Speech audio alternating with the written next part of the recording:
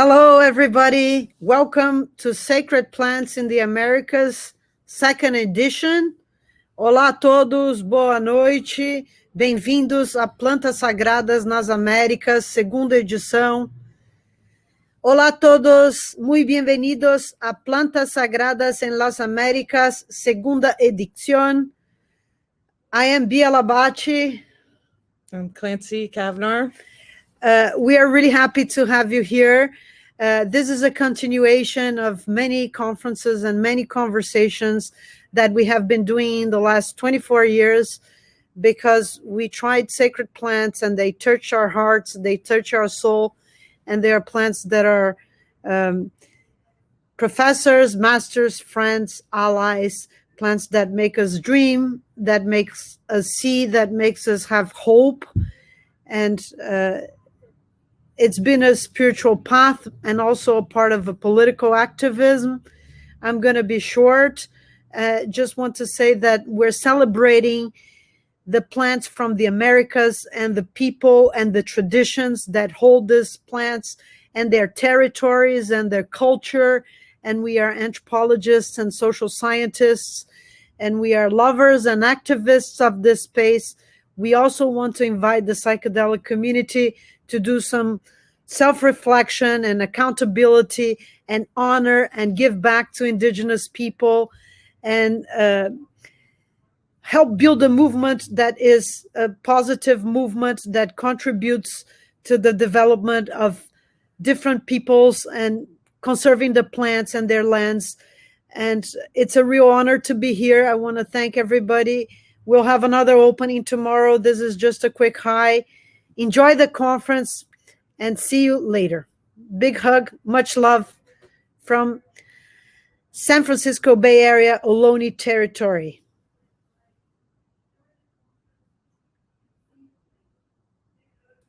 Thank you, Bia. Thank you, Clancy. Hi, everybody. Welcome. My name is Josh Meadow. I am the COO of Chacruna Institute, and I am very excited to welcome you today to Sacred Plants in the Americas. So this is our opening ceremony, and I'm going to start off just with a few logistical announcements that I'll also repeat tomorrow morning, just to help you navigate this new platform, which is probably many people's first time using it. It's our first time doing an event like this here, and so I hope you'll bear with us because we have a lot of speakers and a lot of talks and a lot of coordination to do. And so we apologize in advance if there are any technical difficulties, but hopefully it's going to go well. We have an amazing team supporting us. And so I'll just share a little bit more about how to navigate. So we have the main stage here. Mostly nothing is going to be happening here. We have the opening ceremony and then tomorrow morning, the opening announcements and then the closing announcements at the end. But otherwise, every one of the sessions is going to be happening in the conference sessions tab. So you'll see that over on the left-hand side. And so starting tomorrow morning when the actual talks start, we will have all of them visible there as they are happening. So you won't be able to see a session until it's live, but you can check out the schedule on the reception page. And then when a session is live, you'll see it pop up there on the conference sessions tab, and you can just click to join. Each session will have its own chat area, its own Q&A area, and we will have 3 simultaneous tracks at all times with different sessions. And so you're not going to be able to see everything in its entirety, but don't worry, we are recording all the sessions and we will send them out to everyone after the conference. So yeah, check out the schedule and decide what you want to attend. You can add it to your calendar through Hopin. And in addition to the 3 tracks of talks and panels, we are also going to have a connection room. So this is going to be an open room that is available throughout the conference, starting tonight after this opening ceremony, where people will be able to share their own video, and we can have up to 20 people at once on stage in that room. And that will be a space to connect and network and mingle and share ideas. And we're also going to be inviting our speakers to join that room as well, and our moderators. So that will be an opportunity to actually have some more personal discussion with some of them, hopefully. There's also the opportunity for networking with each other. So you can chat with anybody by clicking the People tab in the next to the chat, and finding the person you want to chat with. And you can also set up a video call with them within Hopin. So we encourage you to do that, connect with each other, and share ideas. And we also have this networking feature where you'll see on the left side we have the networking tab, and that button allows you to do a kind of speed dating connection, sort of meant to recreate the experience of randomly bumping into someone and having a conversation at an in-person conference. So that will randomly match you up with someone for a set amount of time, and you can connect with them through video that way. Finally, we have our expo booths, and I'm going to say a little more thanking our sponsors in a moment and bringing some of them on, but that's where our sponsors and our community partners, many of them have booths set up, and these booths have their own chat, their own Q&A, special offers, links, videos. Some of them have their own sessions, so that's a great place to go and learn more about the sponsors and the community partners. So we really encourage you to check out that space as well, and that is open now through the weekend. We also have a special booth there for our Indigenous Reciprocity Initiative, which we will share a lot more about later. It's launching tomorrow, but you can check it out in the booth there, and the ayahuasca sexual abuse guidelines survey that we've been working on for a long time. We have a booth on that too. So yeah, definitely check out the booths. And speaking of our sponsors, I want to give a huge thank you to all of our amazing sponsors. We got some great sponsors this year, and it was huge support that allowed us to give out many scholarships. I believe we gave out more scholarship free tickets than we sold, probably 300 or 400 or so. We gave scholarships to anyone in Latin America who applied, and so we feel really grateful for the sponsors for helping to allow us to give away so many free tickets. So in particular, I want to give a special shout out to our gold sponsors, Dr. Bronner's Magic Soap. They're amazing people. Some of the top philanthropists in the psychedelic space have given so much to support psychedelic work, and just are really a model, I think, for how to operate an ethical corporation business with their values of sustainability and equality and reciprocity. And then also our other gold sponsor is Cybin. And Cybin is a newer company that's really at the cutting edge of developing psychedelic therapeutics and new drug discovery platforms, formulations, and delivery and approaches. And so I encourage you to check out their booths, and if you want to learn more about them. Also our silver sponsors, I'm not going to say as much about them right now, but you can check out their booths. Our silver sponsors are the Nikian Foundation, the Oren Fund, the Synthesis Institute, and Numinous, River Styx, and MAPS. And those latter three all have folks who are going to come on and share a little bit about them today before we move into our ceremonial blessing. So I also just want to thank all our bronze sponsors and our supporting sponsors. I'm sorry, we don't have we're not naming them all by name right now, and as well as all our community partners. A few more thank yous. Thanks for your patience. We have a lot to say. I just want to really thank all our speakers. We have over 80 amazing presenters from all over the world, just a huge range of perspectives. So check out all their bios on the website and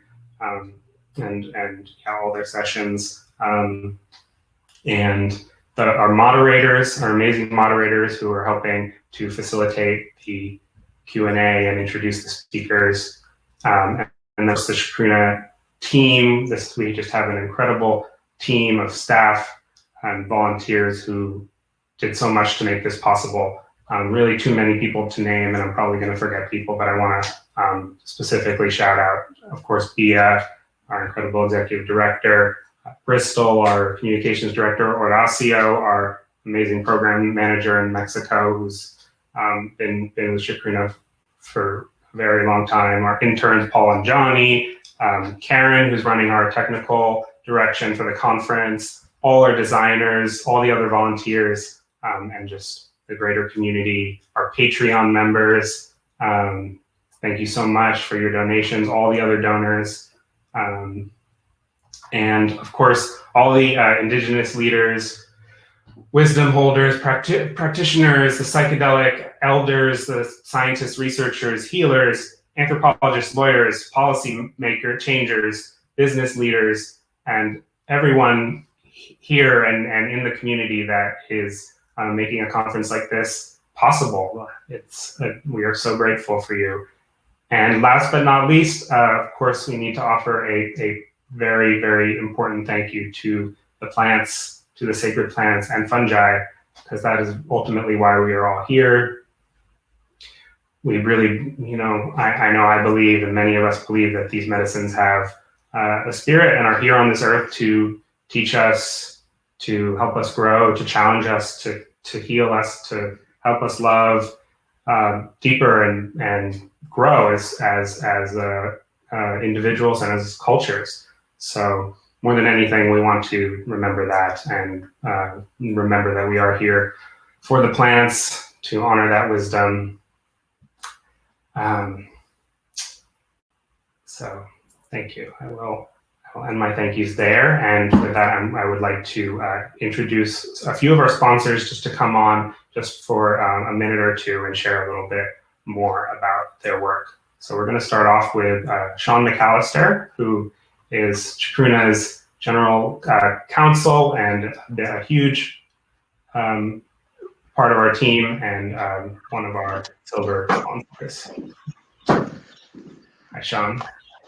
All right. Good evening, everybody. Many blessings from the crossroads of many people from a long time here in Colorado, the Ute, the Cheyenne, the Kiowa, the Arapaho, the Crow. We stand on the shoulders of many before us, and I'm so thrilled to be one of the silver sponsors for Chacruna's Sacred Plants in the Americas Conference. It's been a great joy of my life to be associated with Bia Labache and the entire Chacruna team. You know, there's a lot of good lawyers out there. We're working for you all. I'm a lawyer in Colorado and California, and I'm working for churches that are trying to get recognition for sacred plant medicine use. I'm working on policy. I'm on the Decrim Denver campaign that decrimmed psilocybin in Colorado, worked on the California decriminalization initiative, worked on the Decrim Seattle initiative.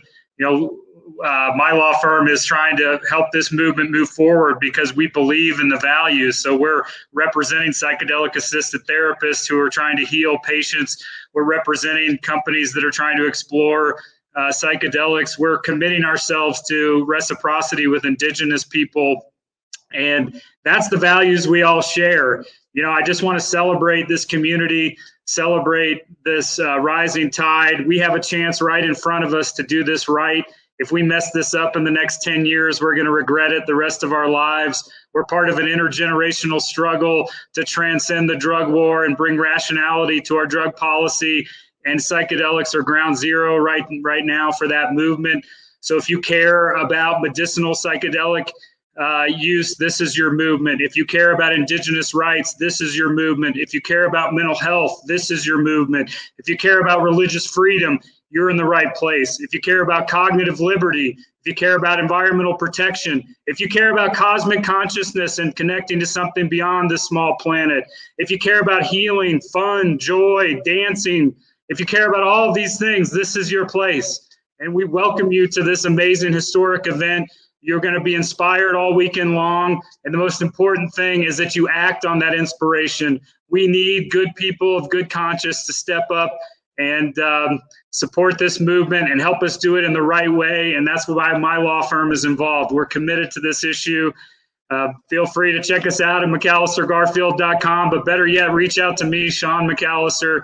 I'm happy to talk to anybody at any time, because this is the place. You're in the right spot, and together we're going to do this. So much love. Welcome to the conference. Have a beautiful weekend. Thank you, everybody.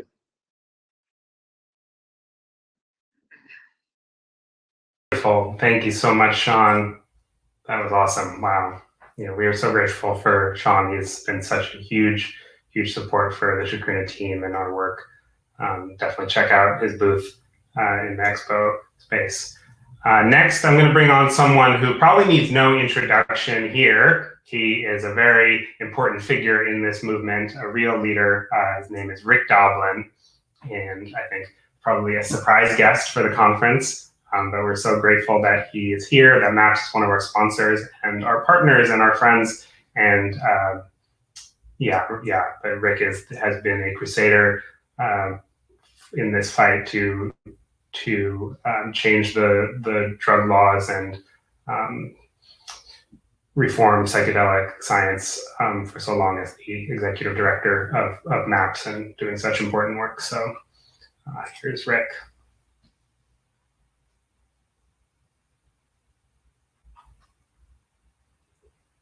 Great. Thank you, Josh, and thank you, Bia. It's just a pleasure to be here with you all today.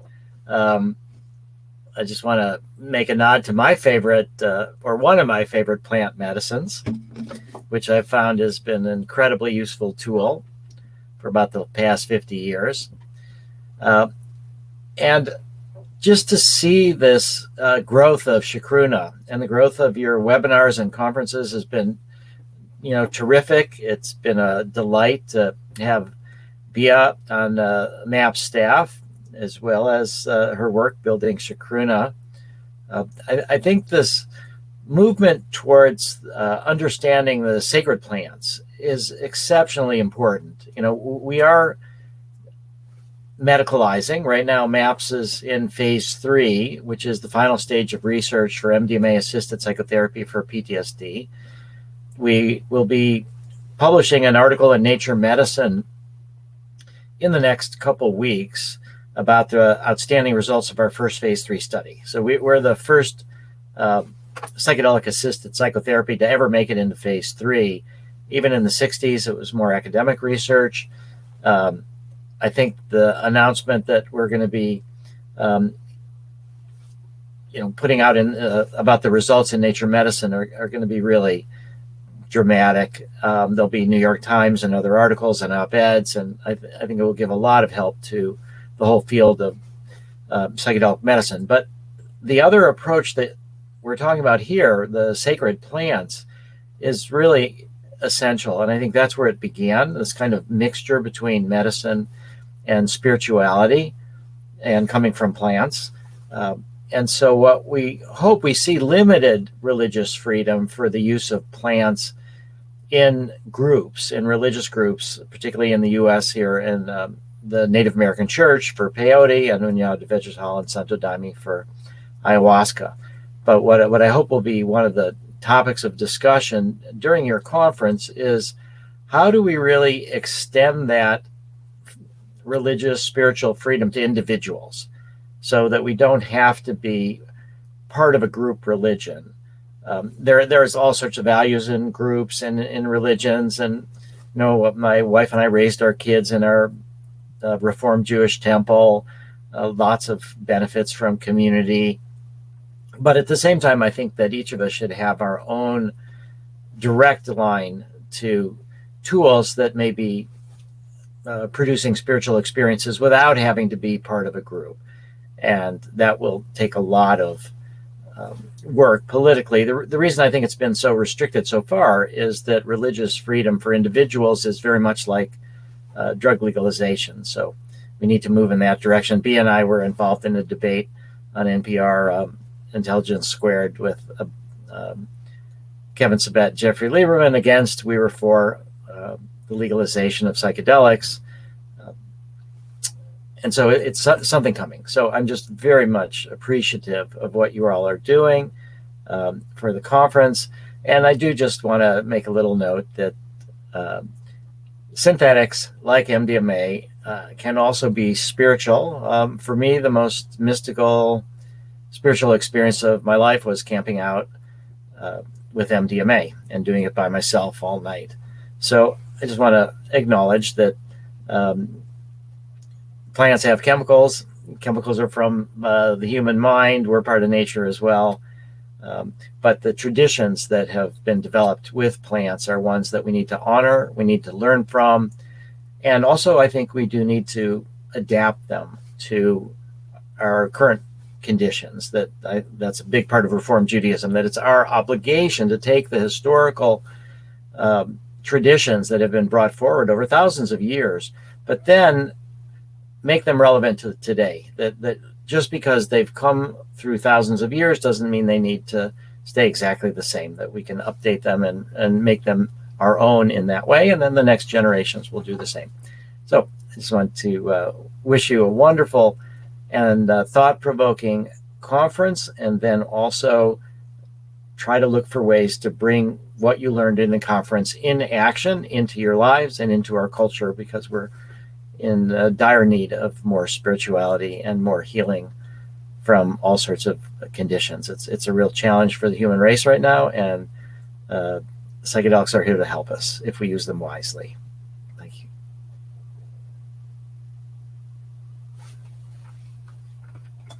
you. Thank you so much. Thank you for all that you do, all the macros, and really try to be the close and the kind of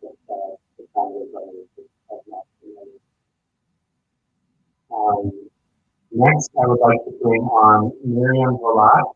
Miriam is the co-director of the River Styx Foundation and a really important figure in the state. Incredible philanthropy for the large work and also a lot of community organizing work, especially on indigenous people. So,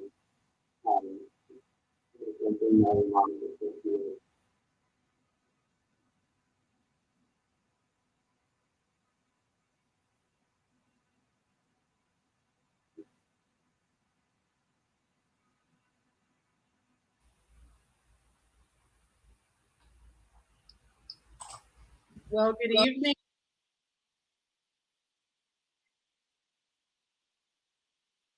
That's coming up.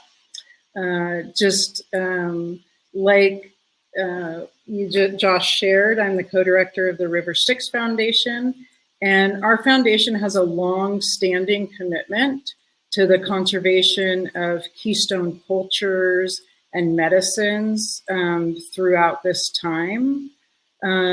You know, this time is one of the, I have a background in ecology, and so I'm always sitting with the fact that we're in the midst of the sixth greatest extinction that we've experienced on this earth.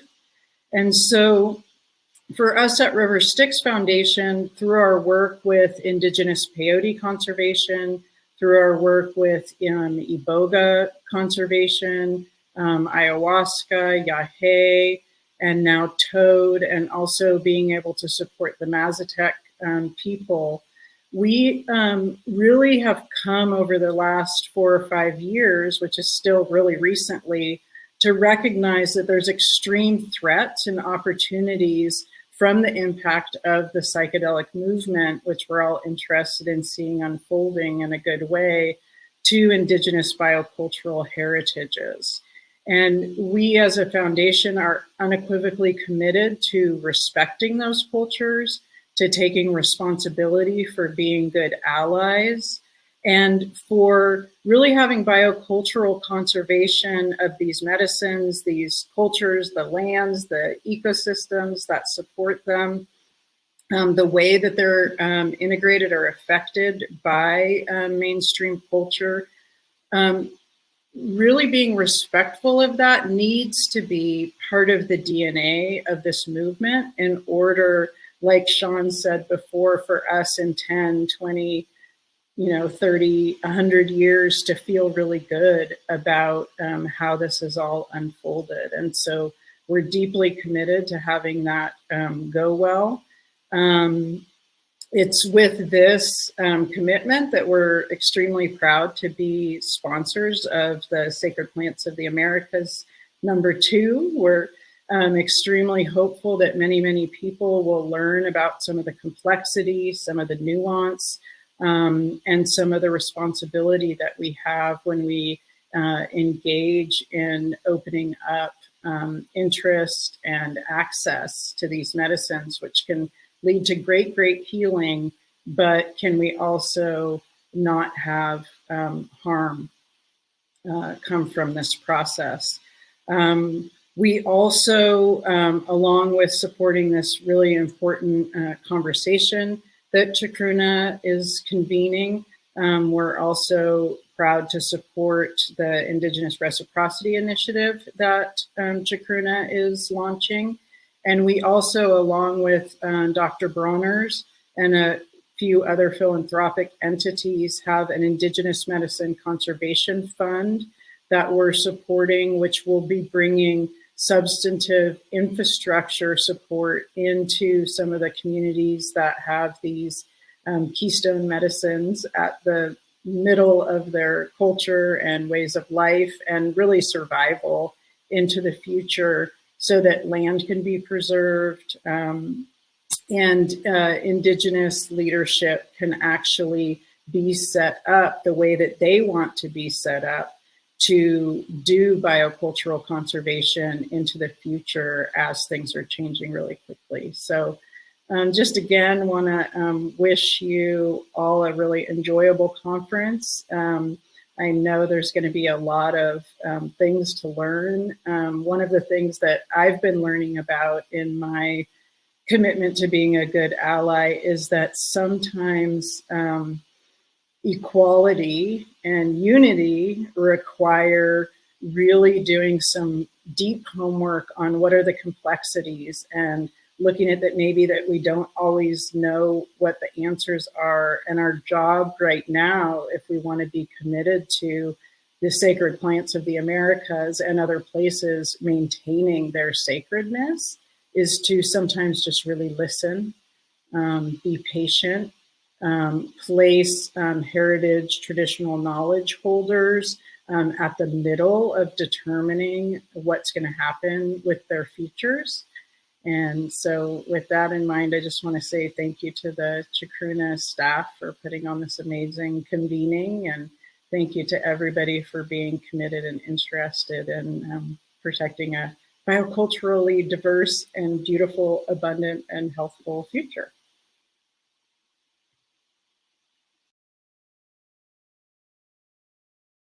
Beautiful. Thank you, Miriam.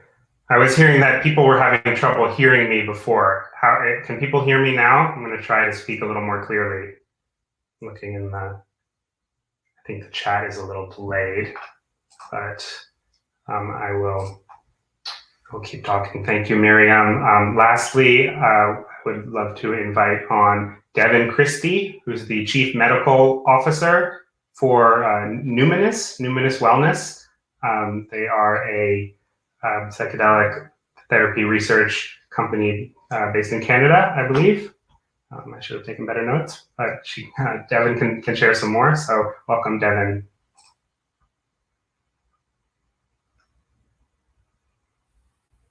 Okay, thank you so much. It's a real honor to be here with everybody. I'm Dr. Devin Christie. I'm the Medical and Therapeutic Services Director with Numinous. I'm joining you as an uninvited settler here on the traditional lands of the Musqueam, Squamish, and Tsleil-Waututh people, also known as Vancouver, British Columbia, Canada. We're really honored to share this virtual stage with such a diverse range of leaders. In this event, and also the launch of the Indigenous Reciprocity Initiative, which we are supporting, really highlight the importance of the work Chacruna is doing to support intercultural dialogue, honor Indigenous cultures and traditions that underlie so much of what is happening in psychedelics and therapy today. And at Numinous, we feel deeply aligned with this mission. We recognize that Indigenous voices have been and continue to be marginalized and excluded in many areas, and colonization has had a terrible impact on Indigenous peoples. We're committed to being part of a change that's urgently needed, making the Numinous mission of helping people heal and be well one that's inclusive of everyone. So as we develop our services, we're actively pursuing learning about the people who call our communities home so we can work collaboratively. We are doing this from the executive level with consulting with local Indigenous leaders. Our clinical leadership team, including myself, engage with Indigenous advisors and for learning and developing our therapeutic services.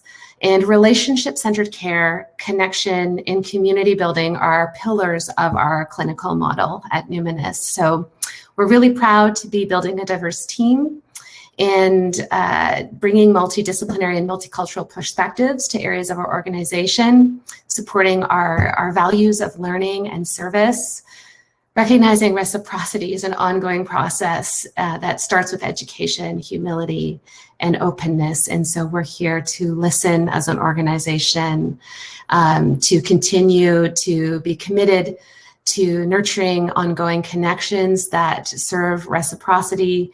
And we're just delighted and honored to be here as a sponsor of this really important gathering. So thank you very much to all the leadership of Chacruna, to everybody participating, and just really wish you all a beautiful weekend and blessings on this conference. Thanks.